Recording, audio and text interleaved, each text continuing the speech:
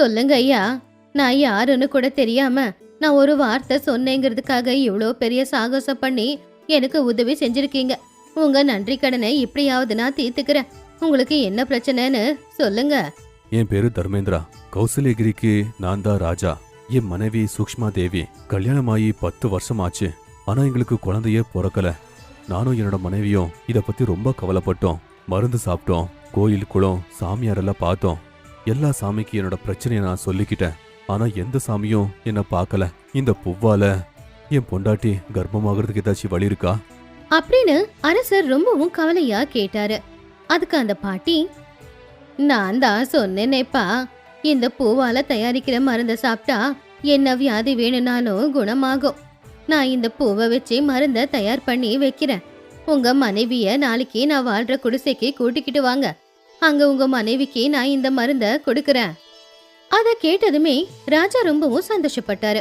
உடனே அவரு அதே சந்தோஷத்தோட குதிரையில ஏறி அவருடைய ராஜ்யத்துக்கு கிளம்புனாரு.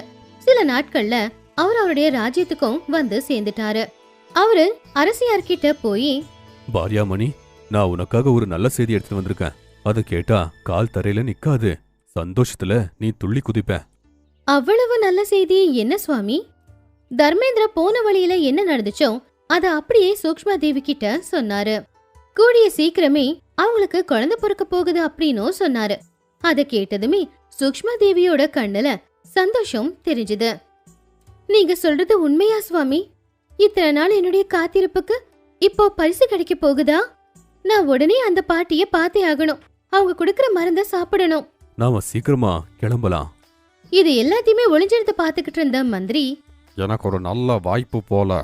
ரொம்ப வருஷமா இந்த நாட்டு மேல எனக்கு ஆசை இருந்துச்சு. இப்ப ஏதாச்சும் நான் சூழ்ச்சி பண்ணி ராஜாவையும் ராஜாவோட மனைவி அங்கே இருக்கிற மாதிரி பண்ணி நான் ராஜாவாக போறேன் அப்படின்னு மந்திரி அவனுடைய மனசுக்குள்ள நினைச்சுக்கிட்டு அங்கிருந்து போயிட்டான். யாரெங்க சொல்லுங்க ராஜா. நானும் சூக்ஷ்மா தேவியும் கொங்க வாகன ராஜ்யத்துக்கு போயிட்டே இருக்கோம்.